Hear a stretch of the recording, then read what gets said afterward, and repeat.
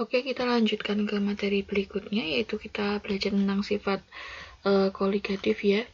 Kira-kira teman-teman tahu nggak kenapa ini di sini saya tancapkan, bukan tancapkan nih, saya masukkan gambar es goyang di sini. Ada yang tahu kenapa?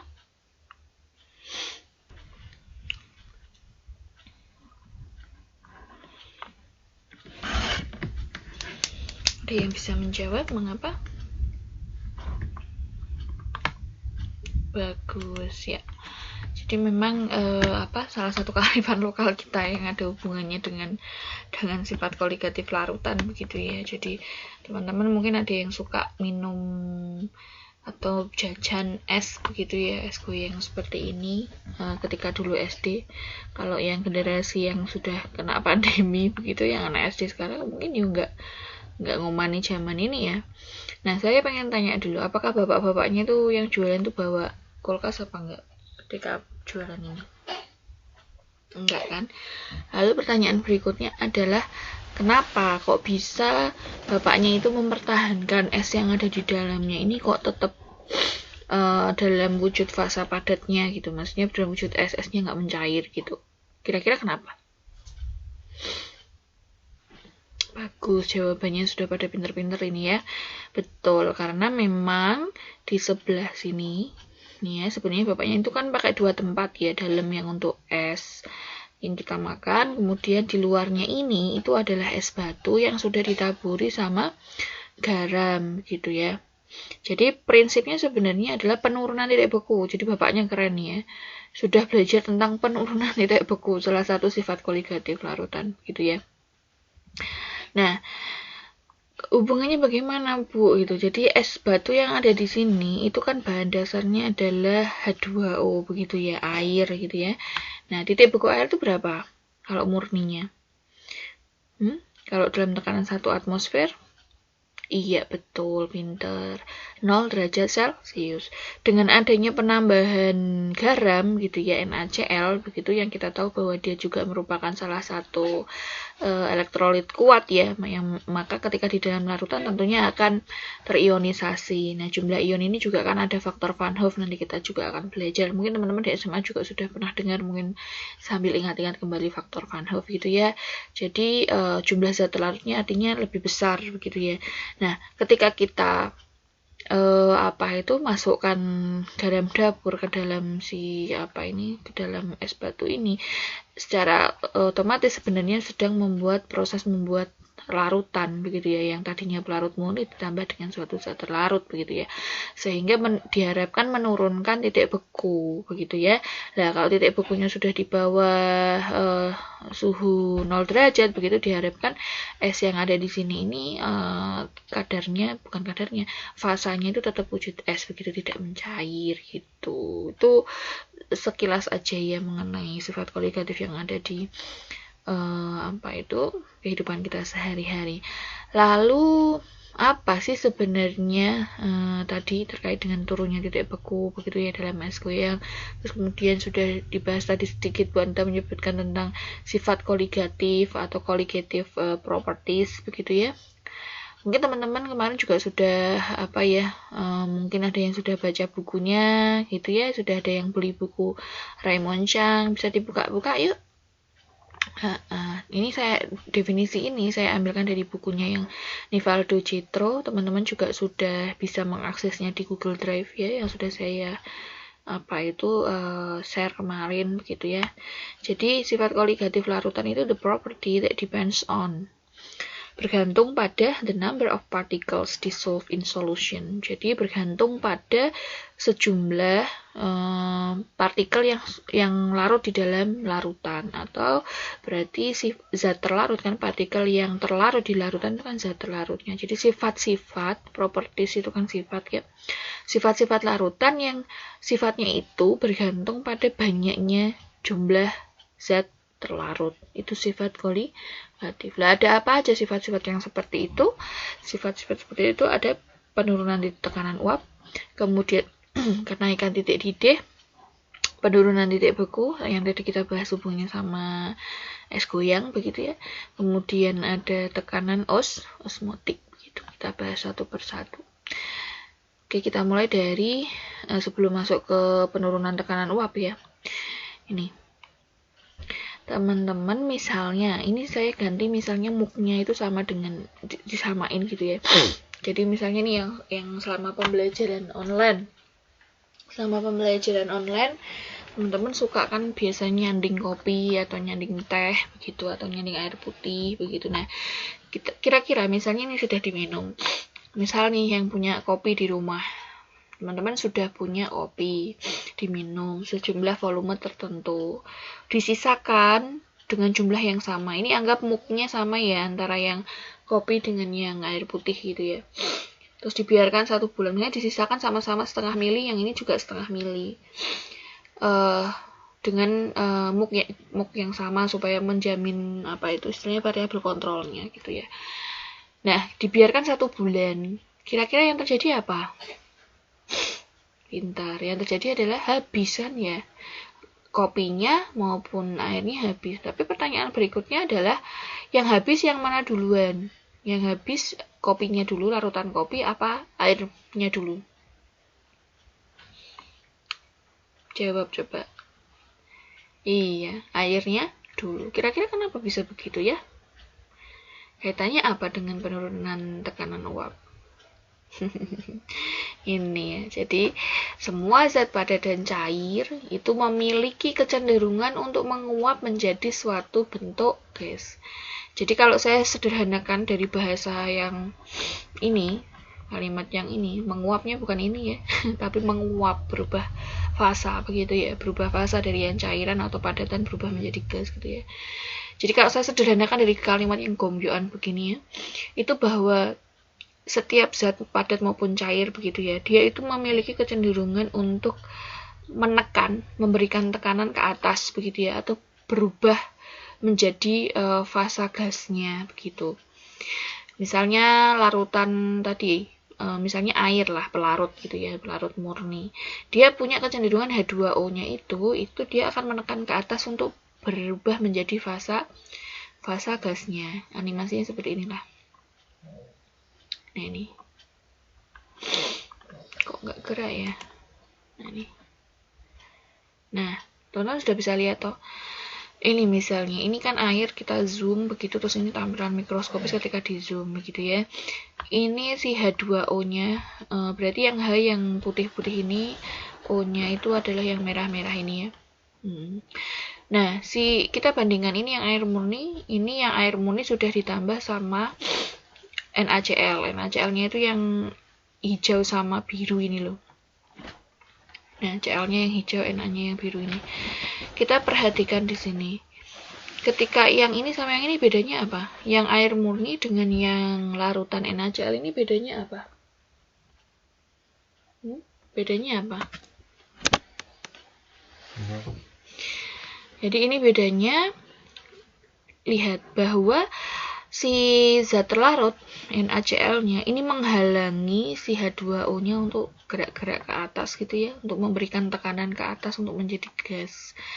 Dan hasilnya adalah hal ini menyebabkan tekanan uapnya dari yang tadinya air murni kalau dibandingkan dengan yang sudah ada ini berdampak pada rendahnya tekanan uap karena terhalangi oleh si NaCl-nya itu begitu, sehingga dampaknya adalah bahwa tekanan uap pelarut murni tadi kan air ya, itu lebih gede gitu loh, dia akan lebih mudah menguap begitu dibandingkan yang sudah ada zat terlarutnya, atau kita sebut sebagai larutan kan, karena sudah ada zat terlarutnya. Berarti toh nek pelarut murni kan berarti belum ada zat terlarutnya tadi dan tidak terhalangi oleh zat terlarut begitu ya.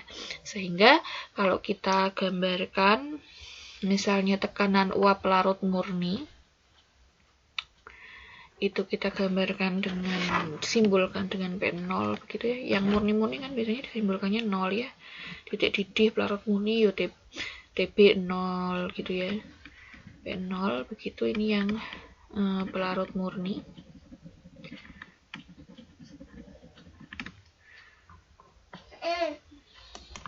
Terus yang P itu adalah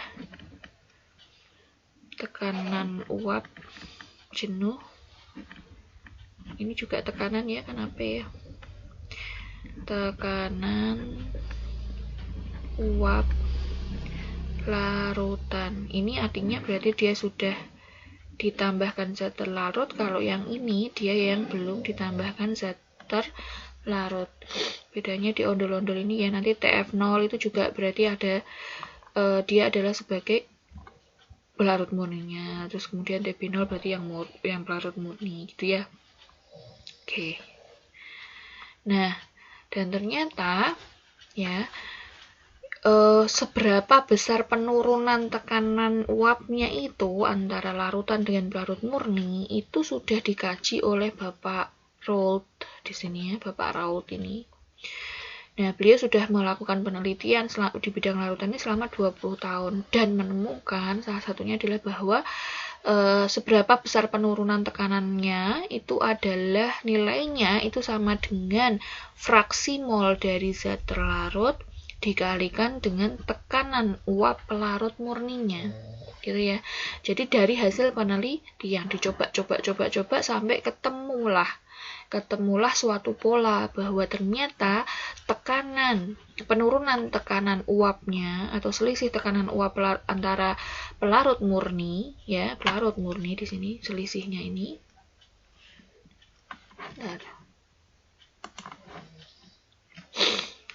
Selisihnya antara tekanan uap larut murni, maaf ini kok jadi gerak-gerak ya.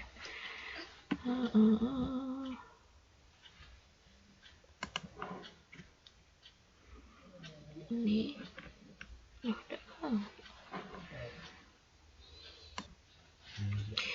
ini ya, tekanan uap dari pelarut murni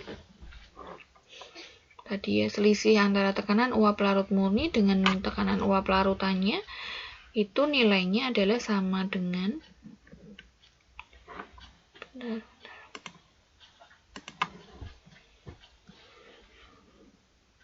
yang ini ya, P0 min P-nya. Jadi delta di sini adalah P0 min P-nya itu nilainya sebanding dengan XT. XT kemarin fraksi mol ya, fraksi mol masih ingat ya? XT berarti fraksi mol dari zat terlarut, itu rumusnya adalah mol dari zat terlarut dibagi dengan mol total kan ya. Mol total berarti mol dari zat terlarut ditambah dengan mol dari pelarut. Itu ya. Nilainya adalah sama dengan XT dikalikan tekanan uap pelarut murninya.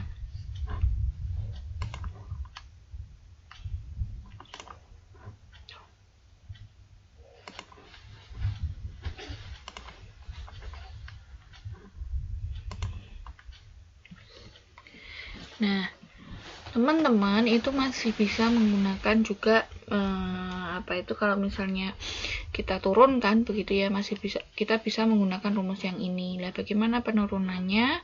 Kita lihat tadi ya, berdasarkan yang tadi itu bahwa delta P itu sebenarnya adalah selisih antara tekanan uap pelarut murninya dikurangi dengan tekanan uap larutannya.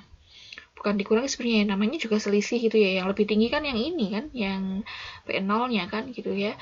Terus kemudian nilainya sama dengan XT kali P0. Nah, kita tahu bahwa di sini teman-teman juga sudah belajar kemarin tentang ini ya. Bahwa XP plus XT itu nilainya adalah sama dengan 1. Berarti boleh nggak saya tulis di sini kalau misalnya XT itu nilainya adalah sama dengan 1 min XP? Boleh nggak? Boleh. Kalau boleh, berarti nilai yang ada di sini itu kan bisa saya ganti ya. Artinya P0 min P itu kan sama dengan XT ya. XT-nya kan berarti 1 min XP dikalikan P0. Nah, teman-teman juga sudah tahu bahwa kalau perkalian seperti ini, itu kan ini berarti dikalikan ini, terus ini juga dikalikan ini gitu kan ya. Berarti jadinya apa? P0 min P sama dengan P0, karena ini kan P0 kali 1, berarti kan P0 dikurangi P0 kali XP gitu kan ya. Nah, ini P0 dengan P0 ini boleh dicoret, yang depan ini boleh dicoret kan ya? Boleh dicoret. Akhirnya ketemunya adalah min P itu sama dengan min P0 dikalikan XP. Nah, kalau ruas kiri saya kali min 1, ruas kanan saya kali min 1 bisa kan? Yang nggak boleh itu kan kalau ruas kiri dikali min 1, ruas kanan dibiarkan, kan gitu kan nggak boleh ya. Ini ruas kiri saya kalikan min 1, ruas kanan saya kalikan min 1, sehingga ketemunya gimana nak? Ketemunya adalah P sama dengan P0 dikalikan XP. Ketemu deh ini ya. Nah, dimana kita tahu bahwa XP sendiri itu nilainya adalah berarti mol dari pelarut dibagi dengan mol total kan. Mol total berarti mol dari zat terlarut ditambah dengan mol dari pelarut. Gitu deh. Ya. Sekarang kita coba latihan soal ya.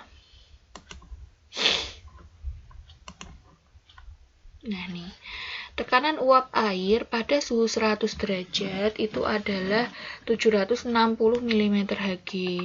Berapa tekanan uap larutan glukosa 18% pada suhu 100 derajat Celcius? Nah, berarti ini yang ditanyakan, yang diketahui dulu ya, yang diketahui apa nak? Benar-benar. Oke. Yang diketahui adalah tekanan uap air. Berarti ini P0 apa P? Ayo. Air. Berarti dia pelarut murni. Berarti P0 apa P? P0. P0-nya berapa? Tekanannya lo ya, bukan suhunya. Oke, tekanannya berarti 760 mm Hg. Gitu kan ya. Terus diketahui apa lagi? Oh, ada larutan konsentrasinya 18%. Berarti kadarnya ya. Kadar larutan. 18%. Ya, sekarang sudah semua data masuk? Sudah ya. Yang data yang penting sudah masuk. Yang ditanyakan adalah P-nya berapa kan gitu. Oh, kok saya langsung P tulis gitu ya. Pengen cepet-cepet deh ya. Berapa tekanan uap larutan. Berarti kan P ya, bukan P0 ya yang ditanya ya. Oke, nah silahkan ayo coba dijawab dulu. Gimana caranya gitu ya. Yang pertama kita tuh harus kembali dulu ke yang namanya konsep 18%. Kalau ini adalah larutan glukosanya, 18% itu maksudnya berarti apa? Kan komponen dari larutan itu kan ada zat terlarut, ada pelarut. Sementara ini larutan glukosa, berarti di sini glukosa sama air. Berarti zat terlarutnya, glukosanya itu berapa ini? 18 gram. Terus kemudian pelarutnya adalah airnya. Itu berapa gram sehingga totalnya 100 gram gitu toh? Paham enggak? Konsep persen. Kalau saya punya misalnya larutan 30%. Larutan NaCl misalnya. Berarti kan NaCl-nya berapa? NaCl-nya 30 gram. Airnya misalnya teman-teman belum mau ngitung dulu, berarti 30 gram itu di dalam 100 gram larutannya kan toh? Berarti airnya gimana? 100 dikurangi 30, 70 gram. Konsep persen kemarin itu kan massa zat terlarut dibagi dengan M total dikalikan 100% gitu kan ya. Nah, kalau misalnya contoh lagi wes biar teman-teman tambah paham. Kalau saya punya 15% larutan alkohol, berarti di dalamnya ada alkohol selaku zat terlarutnya sebanyak 15 gram. Terus di dalam berapa gram air? Di dalam gram air itu ya. Yang penting totalnya adalah 100 gram. Berarti untuk cari tahu si berapa airnya bagaimana caranya? 100 dikurangi 15 kan gitu tuh ya. Gampang tuh berarti ya. Kita kembali ke sini deh sekarang. Kembali ke konsep 18 gram. 18% tadi ya. 18% larutan glukosa itu berarti isinya adalah ada zat terlarutnya 18 gram isinya glukosa, terus kemudian ada pelarutnya air, kalau dijumlah nilainya adalah 100 gram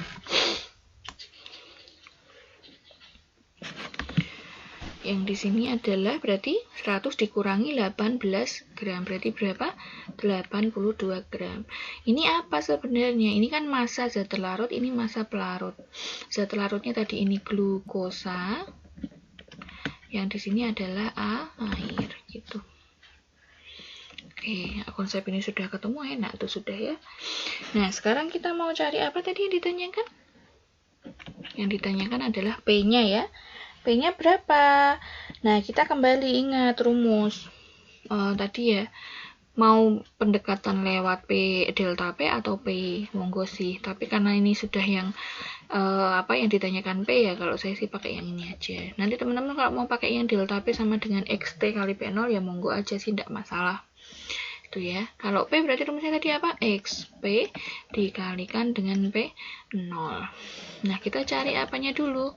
Cari XP dulu ya. Nah, XP itu nilainya gimana?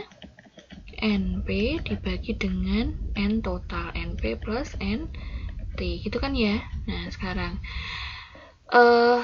mol dari pelarut.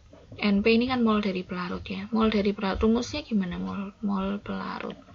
Sebenarnya saya tidak suka menghafal rumus ya.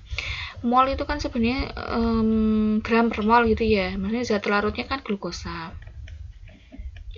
Maaf, pelarut kok glukosa. Pelarutnya air gitu ya.